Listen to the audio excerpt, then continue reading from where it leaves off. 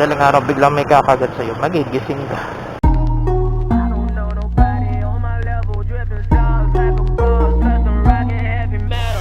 I just want a bag, like an old lady. I'm backwoods smoking, I don't know.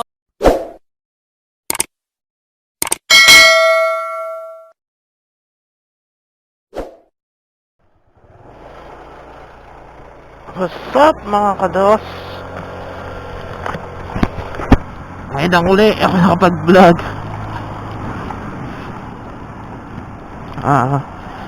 Punta ako ngayon kukunin yung tarpaulin na pinagawa ko para sa anniversary na gawain dito sa Mabuhay. Yung sa yung pinapost ko, binablog ko na church day live. Mag-anniversary kasi kami ngayong March.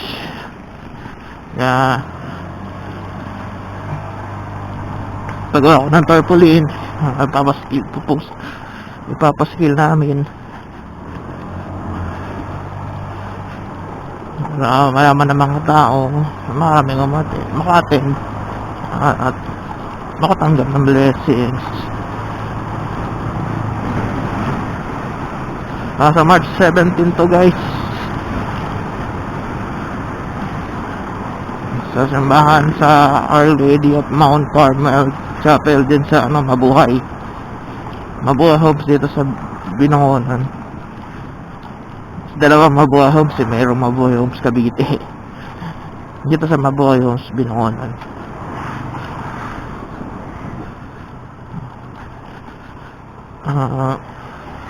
Medyo ilang araw din ako hindi na kapag-vlog kasi nga wala akong maisip na pag-uusapan natin. Kaya ito, wala pa rin pero siyempre para updated kayo sa mga nangyayari.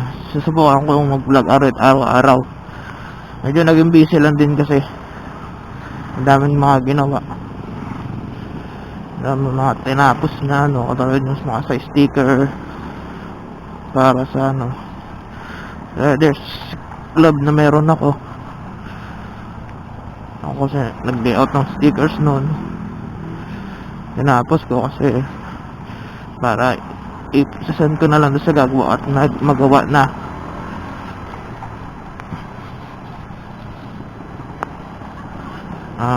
Tayo sa kabila magpapagas guys. Sa kabila naman matry natin yung kabila.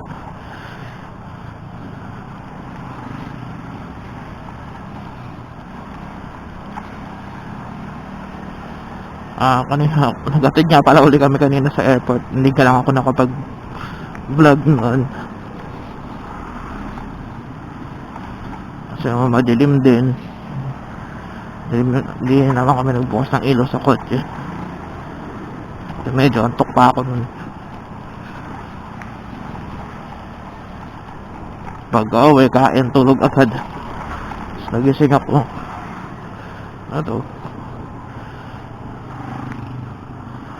So, kukunin yung tarpaulin.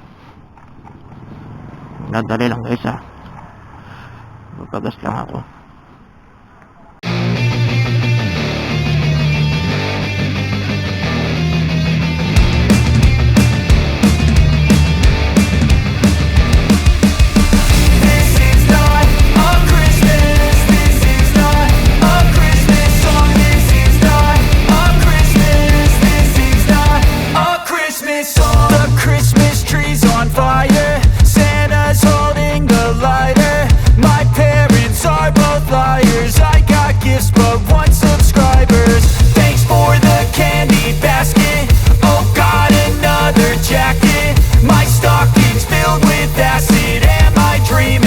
Just happened.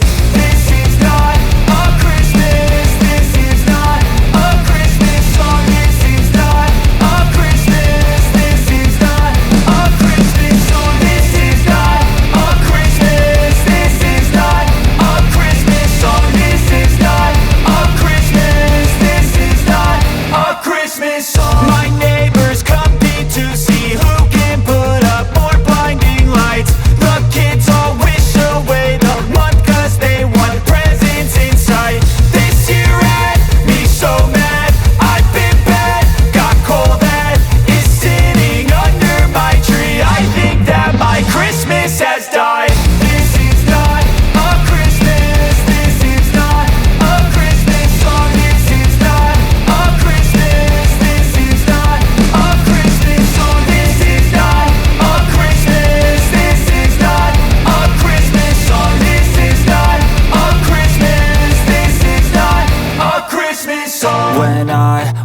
just a boy. Christmas brought so much joy. Couldn't wait for the presents and laughter. Ay, alam mo ba, yung magpapagas tatanggalin pa. Natakas ako ng carrier sa likod na pwedeng ilagay. Kung nakakabili. Saka mas trip ko may dara-dara din akong box. Top box ko nandun pa rin kasi hindi pang gamit. Pero kailangan may dala ka din tools. Mga basic tools. Mahirap na yung magka-aberya sa sa kalsada. Sa oras ng biyahe. May tools ka din. Kahit pa paano.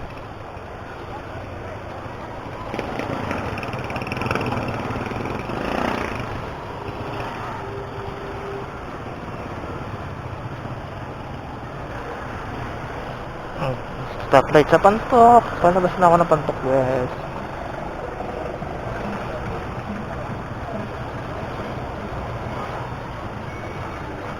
Ayun, kaya bago ako bumaba, nagpatay na naman kami ng surot kasi ang dami na naman nila. Kasi namamatay-matay, hindi sila maubos-ubos. Visit ng mga surot yan. Pero ang sarap-sarap na ng tulog mo sa madaling araw, biglang may kakagat sa'yo, magigising ka, masisira yung tulog mo. Ang dami na naman nila, ang dami nilang itlog.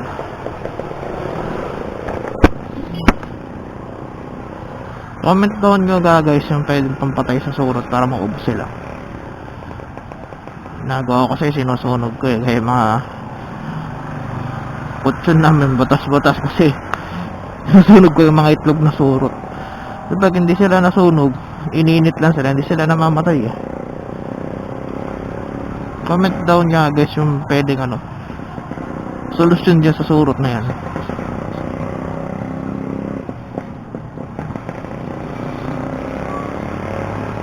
Kasi hirap na sakit sa balat, Makati. Nakakamot mo ng kakakamot, sugat na inaabot. Hoy, Sarah.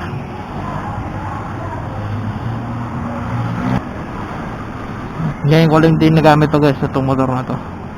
Nagamit ko kasi lagi sa asawa ko kasi hindi na nagagamit yun bihira lang pagka talagang umaalis lang siya. O kaya pag trip niya magmotor pag alis kami tsaka na nagagamit. O kaya nagagamit ng ate niya pagpapasok hindi nagkokotse. Balik tayo guys doon sa surot. Yun nga kasi ang dami talaga niya. Grabe.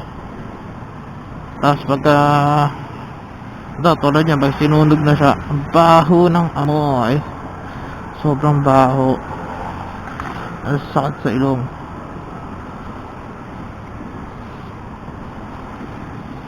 Tapos yung mga itlog pag sinunog mo, nagpuputukan.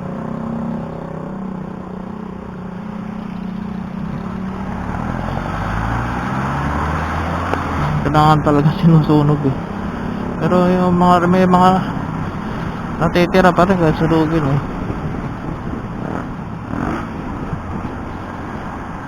Lahat nyo naman ako guys kung anong pwedeng gawin para maubos na kagad maubos na yung surot yun at hindi na bumalik. Kasi natry ko na iba mga sinasabi ng iba na ibilad yung kutsyon, ibilad sa araw, wala pa rin ganun pa rin.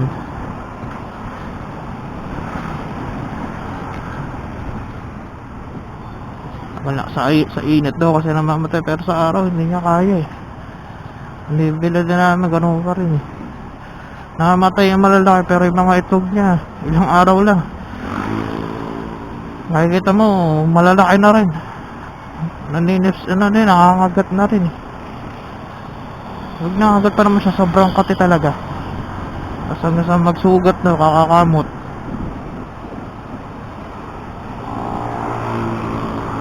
Bakit kaya ang surot na yan pero yan siyempre maaga umalis tapos natulog ulit natulog ako saglit nagising na lang ako sa kagat ng surot Napakakati talaga niya.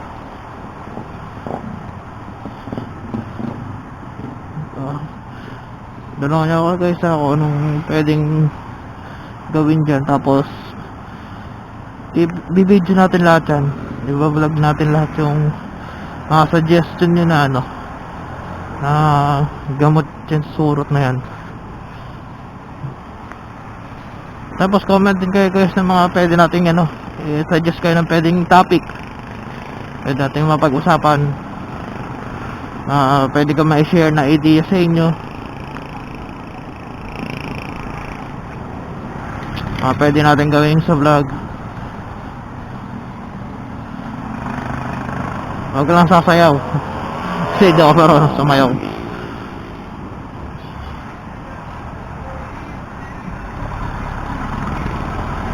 Mga solusyon sa problema tulad ng problema sa surot, yan.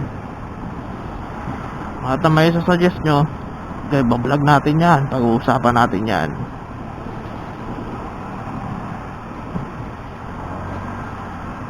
Kasi hindi lang puro sa motor tayo, sa iba-ibang bagay din. Tulad yan, binablog natin yung ano, mga kanta sa simbahan, praise and worship na ginagawa namin. Hindi makalat man, at least na-share namin. Nakakapag-share kami, na-share ko sa inyo. Hindi lang kami, hindi lang yung nasa loob ng chapel yun makadinig ng ano, kanta. Hindi lang yun nasa loob ng chapel yung mabibless. Lahat din na makakapanood sa channel ko mabibless.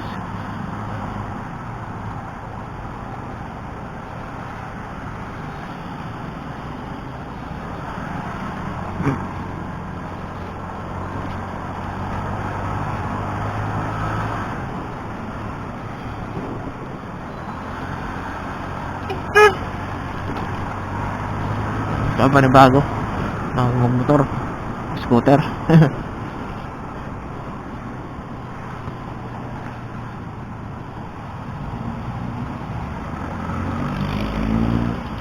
Buti na lang, hindi masyadong traffic.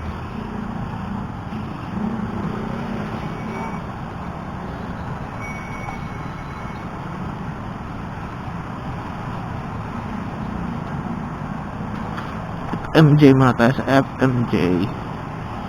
So bibili din ako ng mga capacitor para sa speaker.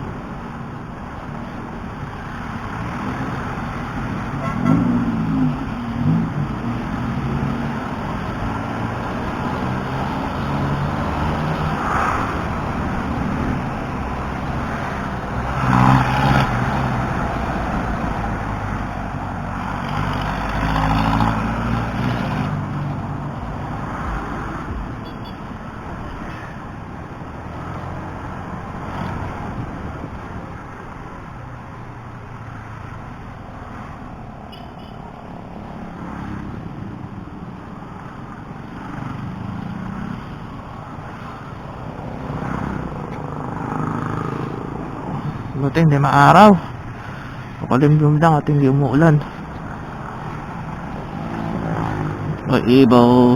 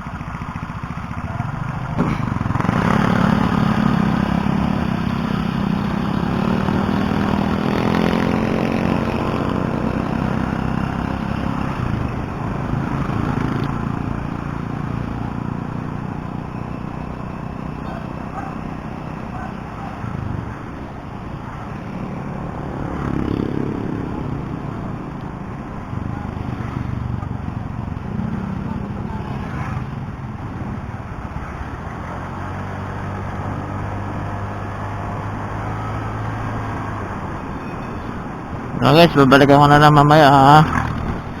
Stay tuned.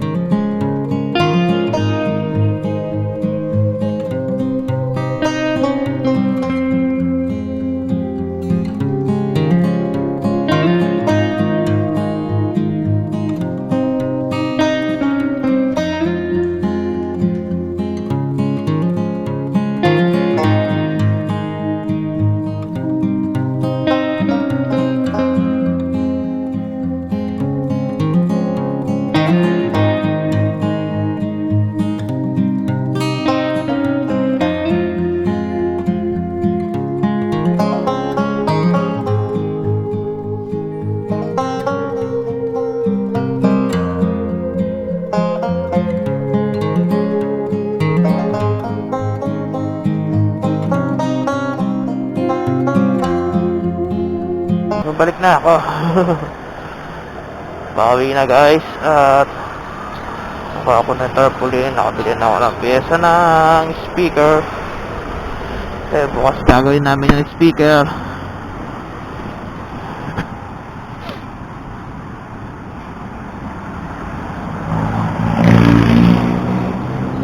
So naman, bibili naman ng pagkain ng puting. Kuting.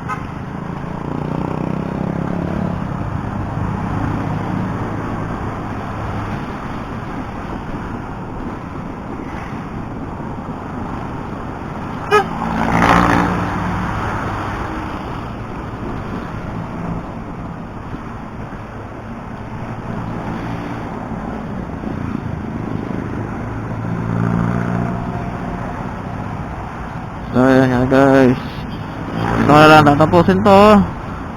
So don't forget to share, subscribe, follow my YouTube channel, Dos Motovlog. See you sa susunod kong vlog.